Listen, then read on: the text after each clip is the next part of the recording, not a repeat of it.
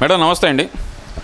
ఒక డిబేట్ వేదికగా ఏదైతే ఒక ప్రాంతం మహిళల మీద, రాజధాని ప్రాంతం మహిళల మీద అనుచిత వ్యాఖ్యలు చేశారని చెప్పి డిబేట్లో యాంకర్గా ఉన్న కొమ్మినేని శ్రీనివాస్ని అరెస్ట్ చేశారు.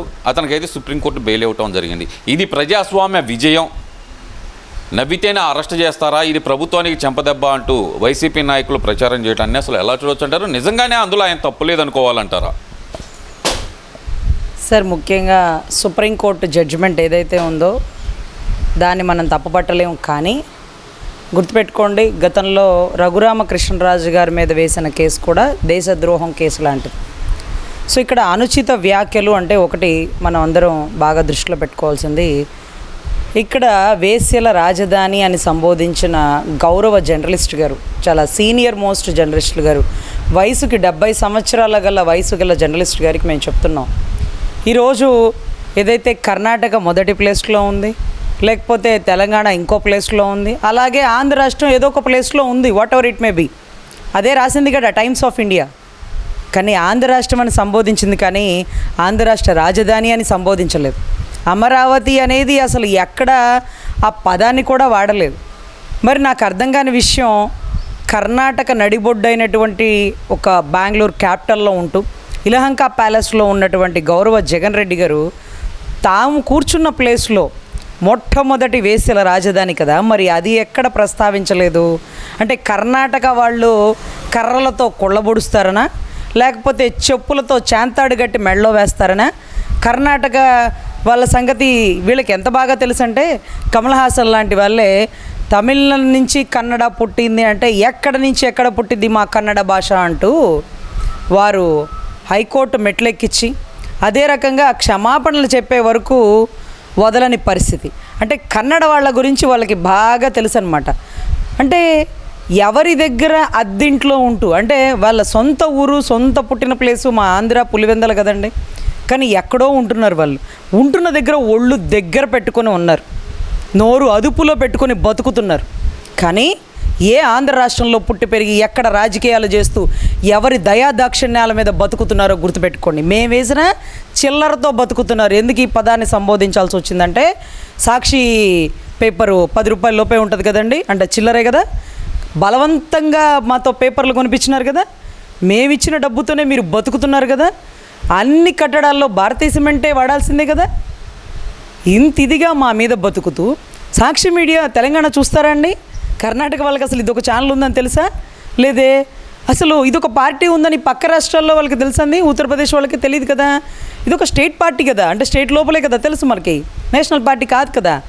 కానీ ఎక్కడ తిని బతుకుతున్నారో, ఎక్కడ విశ్వాసం చూపించాలో, ఎవరి దయాదాక్షిణాలు మేమేసిన డబ్బులతో మీరు ఈరోజు కోట్లు గడించి అక్రమాస్తుల కేసుల దాకా పోయినారో, ఈరోజు మా యందు విశ్వాసం లేకుండా మా అమరావతి చుట్టూ వేశ్యల రాజధాని అంటే, అమరావతినే వేశ్యల రాజధాని అంటూ సంబోధిస్తూ ఆ పదాన్ని పలుమార్లు వాడిన మీకు దాన్ని తప్పట్లు కొట్టి సంబోధించారా, లేకపోతే పక్కపక్క నవ్వడం తప్ప? అంటే మరి లక్ష్మీపార్వతి గురించి మాట్లాడినప్పుడు, లక్ష్మీపార్వతి గారి గురించి మాట్లాడినప్పుడు తమరు ఇమీడియట్గా తమరి ఉగ్ర రూపం చూసినామే, అప్పుడు మీకు తెలీదా? మిమ్మల్ని కూడా అరెస్ట్ చేసింది మంగళగిరి పరిసర ప్రాంతాలే కదా, తమరు కూడా మరి అమరావతి పరిసర ప్రాంతాల్లో ఉన్నవారే కదా.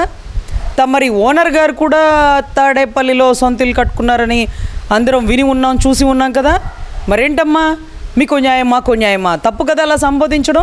70 ఏళ్ల జర్నలిస్టులు ఇది తప్పు అని ఇమీడియట్గా ఖండించి ఉండాలి కదా, మరి ఎందుకు ఖండించలేకపోయారు? అది తప్పు. అంటే ఇక్కడ ప్రధానంగా చూసుకుంటే మేడం, అసలు ఇది అసలు తప్పేం కాదు, ఆయన ఖండించారు కూడా, అప్పటికే ఆయన క్షమాపణ చెప్పారు. క్షమాపణ చెప్పినా కూడా ఆయన మీద కక్షతోటి మాత్రమే రాష్ట్ర ప్రభుత్వం అరెస్టు చేయించింది. ఇప్పుడు రాష్ట్ర ప్రభుత్వానికి సుప్రీంకోర్టు చెంపదెబ్బ కొట్టింది అంటున్నారు మేడం, ఇది వాస్తవమే అనుకోవాలంటారు? మరి సార్, సుప్రీంకోర్టు న్యాయస్థానం గురించి మరొక్కసారి సంబోధించడం నాకు ఇబ్బందికర పరిస్థితి. కానీ ఒకటే చెప్తున్నాను సార్, దేశద్రోహం దీనికి ఎందుకు ఆపాదించాల్సి వస్తుందంటే, దేశాల నుంచి అంటే విదేశాల నుంచి పెట్టుబడి పెట్టి వెళ్ళేవారు, కంపెనీలు పెట్టాల్సిన అనుకున్నవారు, మొన్నటి రోజు లోకేష్ గారు, లేకపోతే రామ్మోహన్ నాయుడు గారు, చంద్రబాబు నాయుడు గారు విదేశాలకు వెళ్ళినప్పుడు వారు వస్తామంటూ కంపెనీలు పెడతామంటూ ఎన్నో కంపెనీల వాళ్ళు ముందుకు వచ్చారు. అంటే విదేశాల వారు భయపడేది ఒకే ఒక్క డిసీజ్తో అంటండి. అంటే అన్ని డిసీజ్కి వాళ్ళు ఏదో కొద్ది గొప్ప ట్రీట్మెంట్ ఇచ్చి బతికించుకోగలరు, కానీ హెచ్ఐవి ఎయిడ్స్ అంటే వాళ్ళు భయపడిపోతారటండి. చాలా భయభ్రాంతులకు గురవుతారట. అంటే ఆస్ట్రేలియా వాళ్ళు, కెనడా వాళ్ళు, అమెరికన్ సిటిజన్స్ మాతో ఉన్న కొంతమంది క్లయింట్స్ మాకు చెప్పారు, అదేంటి మేడం అంత పెద్ద స్టేట్మెంట్ ఇచ్చేసాడు, అమరావతి చుట్టుపక్కలంతా వేశ్యలు ఉంటారని, లేకపోతే హెచ్ఐవి ఎయిడ్స్ బాగా ప్రబలుతుందని చెప్పారే, మా దేశం నుంచి వచ్చే కంపెనీల వాళ్ళు అక్కడే కంపెనీలు పెట్టాలి, వాళ్ళకి సంబంధించిన స్టాఫ్ని కూడా అక్కడే రిక్రూట్ చేసుకోవాలి, తర్వాత లేకపోతే వాళ్ళు తినే ఫుడ్ కానీ వాళ్ళకి సంబంధించిన క్లీనింగ్ కానీ అంతా కానీ అక్కడ చుట్టూ పరిసర ప్రాంతాల్లో ఉండేటటువంటి స్టాఫే చేయాలి. మరి ఈ హెచ్ఐవి ఎయిడ్స్ ఈజీగా స్ప్రెడ్ అయ్యే అవకాశం ఎక్కువ ఉంటుంది కదా, మరి అంత గొప్ప స్టేట్మెంట్ని అలా ఎలా చెప్పేశారండి? ఇది నిజంగా దేశాలకి అంటే దేశాలు దాటి ఆంధ్ర రాష్ట్రానికి వచ్చే పెట్టుబడులని ఆపడానికైనా, లేకపోతే దేశాలకి నుంచి వచ్చి పెట్టుబడి పెట్టే వారిని భయభ్రాంతులు గురి చేయడానికైనా ఇంత గొప్ప స్టేట్మెంట్ దేశద్రోహంగా ఎందుకు మీరు పరిగణించరు అంటూ విదేశాల నుంచి కంపెనీలు పెట్టడానికి ముందుకు వచ్చినటువంటి విదేశాల వారు, అక్కడ పనిచేస్తున్న భారతీయులు స్వయంగా నాతో చెప్పినట్టు మాట అండి. మీరు ఒక్కటే ఆలోచించండి, ఒక బ్లడ్ ద్వారా స్ప్రెడ్ అవుతుంది, ఇంకొక ద్వారా స్ప్రెడ్ అవుతుంది అనేటటువంటి ఒక నానుడు ఉంది కదా. అదే రకంగా ఈ రోజుకి ఏ ప్రైవేట్ హాస్పిటల్లో హెచ్ఐవి టెస్ట్ చేయరండి. ఒకవేళ హెచ్ఐవి ఉందన్నా సరే ఇమీడియట్గా వారు మేము రిపోర్ట్ ఇవ్వకూడదు, మీరు విజయవాడలో ఉండేటటువంటి హెచ్ఐవి హాస్పిటల్కి సంబంధించి వెళ్ళండి, అక్కడే వాళ్ళు నిర్ధారిస్తారు, గవర్నమెంట్ హాస్పిటల్లో నిర్ధారిస్తారంటూ వాళ్ళకి ప్రత్యేకంగా ఉంటుంది. 150 స్వచ్ఛంద సంస్థలు పనిచేస్తున్నాయని, అవి కూడా ఇక్కడేనని ఇంత గొప్పగా వారు ఒక అబద్ధపు స్టేట్మెంట్ని ప్రాబల్యం చేస్తూ దేశానికి వచ్చే పెట్టుబడులని వెనకంజ వేయాలనే కదా. ఎంత కుట్రకోణం అండి, పొరపాటున స్లిప్ అయింది అనుకుంటున్నారా?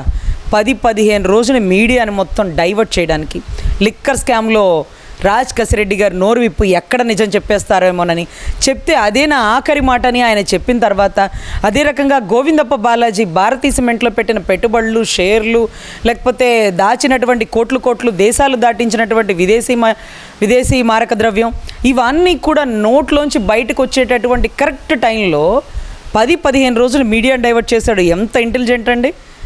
అది అంత స్టేట్మెంట్ ఇచ్చే ధైర్యం ఉంటుందా? కృష్ణరాజు గారు ఎప్పుడన్నా అలా మాట్లాడారా? లేకపోతే ఈ కొమ్మినేని శ్రీనివాస్ గారు అంత ధైర్యం చేసినారా? ఇదంతా కూడా తాడేపల్లి నుంచి వచ్చే స్క్రిప్ట్ అని మనం ఎందుకు భావించకూడదండి? మరి దీన్ని ఏదైతే బెయిల్ వచ్చిందో బెయిల్ని ప్రజాస్వామ్య విజయంగా చూడాలి, ప్రభుత్వం బేషరతుగా కేఎస్ఆర్ క్షమాపణ చెప్పాలి, ఇది వైసీపీ నాయకుల డిమాండ్. దీన్ని ఎలా చూడాలంటారు? మరి నిజంగానే వాక్ స్వాతంత్రంతో మాట్లాడారనుకోవాలంటారా, లేదంటే కనుక దీని వెనకమాల ఏదైనా అతీత శక్తులు ఉన్నాయనుకోవాలంటారా మేడం? మరి వాక్ స్వాతంత్రంతో మాట్లాడారా, ఒళ్ళు కొవ్వెక్కి మాట్లాడారా, లేకపోతే దేశపు పెట్టుబడులని ఆపడానికి మాట్లాడారా, కుట్ర కోణంతో చేశారా?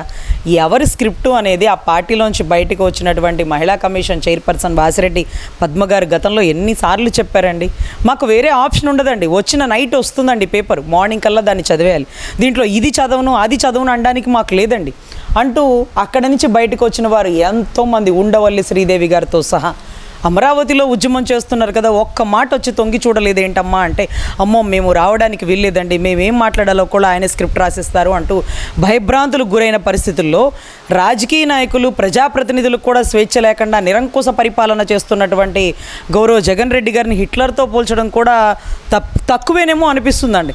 సో ఇటువంటి పరిస్థితుల్లో ఇది విజయమా వైఫల్యమా అనేది ఒకవేళ అత్యున్నత న్యాయస్థానంలో తీర్పు రాకపోవచ్చండి, కానీ ప్రజాకోర్టులో ప్రజలు ఇచ్చేశారు తీర్పు. రాజధాని రైతులు వారి భూమిని ఇచ్చినప్పుడు, వారిని బూతులు తిట్టినప్పుడు కూడా షామ్యానాల కింద ఒక్క అడుగు ముందుకేయలేదండి. కానీ వారు ఏదైతే భూమిని ప్రాణంగా ప్రేమిస్తున్నారో, ప్రాణం పెట్టి ఆ భూములను రాజధానికి అప్పచెప్పారో, అటువంటి రాజధానిని దుర్భాషలాడినందుకు ఆడవాళ్ళ విశ్వరూపం చూసినారు కదండి. 4 సంవత్సరాలు షామ్యాల కింద ఉండవాళ్ళు ఎందుకమ్మా ఒకేసారి సాక్షి మీడియా గేట్లు ఎక్కుతున్నారు? ఎందుకు అంత గొప్పగా తిరగబడినారు చెప్పండి? అంటే వారిని అన్నందుకు బాధ లేదు, వారి భూములు లాక్కున్నందుకు బాధ లేదు, కానీ రాజధాని నన్నందుకు లోపల తన్నుకొచ్చినటువంటి ఉక్రోషం, అది రాష్ట్రం మీద వారికి ఉన్నటువంటి అభిమానం, రాజధాని మీద వారికి ఉన్నటువంటి ప్రేమ. మీరు మాత్రం దేశ సంఘ విద్రోహ శక్తుల్లా మారి ఈరోజు విదేశాల నుంచి ఆంధ్ర రాష్ట్రానికి పెట్టుబడులు పెట్టడానికి వచ్చే వాళ్ళని తరిమి కొట్టడానికేగా కియా మోటార్స్ తరిమి కొట్టినంత తేలిక అనుకుంటున్నారా? ఇక్కడ ఉన్నది ఇక్కడ ఉన్నది నారావారు, గుర్తుపెట్టుకోండి. చంద్రబాబు గారి సుపరిపాలన ఏ పెట్టుబడిదారులు కూడా ఏమాత్రం వెనుకంజ వేరు. మీలాంటి వారి మీద పెట్టాల్సింది దేశద్రోహం. ఎత్తేసిన కేసులు కూడా తిరగదోడి మీ మీద పెట్టాలి. సో కొమ్మినేని గారికి ఎవ్వరు క్షమాపణ చెప్పరండి. ఆయన విధి విధేయతలతో వారి భార్యకి వారి బిడ్డలకి ఆయన క్షమాపణ చెప్పాలి. ఎందుకంటే ఇంకెప్పుడు నోరు జారి ఆ మాట అనను. ఎందుకంటే మనం ఉంది కూడా అమరావతి పరిసర ప్రాంతాల్లోనే ఆడబిడ్డని అవమానించిన నీచపు జర్నలిస్ట్ నేను కాదు, క్షమించండి అంటూ వారి భార్యని వారి బిడ్డల్ని కోరుకుంటే చాలండి. ఆయనకి ఎవరు క్షమాపణ చెప్పక్కర్లేదండి. ఎందుకంటే తప్పు చేసిన వారిని ఖండించకపోవడం, నిజాన్ని బయట పెట్టలేకపోవడం జర్నలిజం ప్రొఫెషన్కి అవమానకరం. సో సాక్షి మీడియా అధినేత ఒక మహిళతో రన్ చేయబడుతున్నప్పటి ఆవిడ నా మీడియా కథనంలో వచ్చిన తప్పుని నేను బేషరతుగా క్షమాపణ చెప్తున్నానని ఎందుకు చెప్పలేదు? గతంలో మీకు గుర్తుందండి, టీటీడీలోకి సంబంధించిన వైకుంఠ ఏకాదశి రోజున ఎంతోమంది చనిపోతే డిప్యూటీ సీఎం గారు క్షమాపణ అడిగారు బేషరతుగా, ఏమాత్రం బాధపడకుండా, ఏమాత్రం సంకోచించకుండా.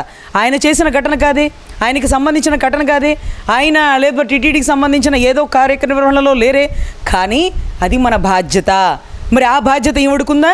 చిత్తశుద్ధిగా క్షమాపణ చెప్పిందా? ఈవెనన్న వారిని మాత్రం గౌరవ సీఎం గారు ఇమ్మీడియట్గా అరెస్టు చేసి జైల్లో వేసినారే. ఈవిడ నుంచి వచ్చినటువంటి సాక్షి మీడియా కథనం ద్వారా బయటకు వచ్చిన దానికి ఈవిడ క్షమాపణ చెప్పలేదే. సో అది వారి పరిపాలన. ఇది ప్రజా కోర్టులో తీర్పు అద్భుతంగా వచ్చిందండి.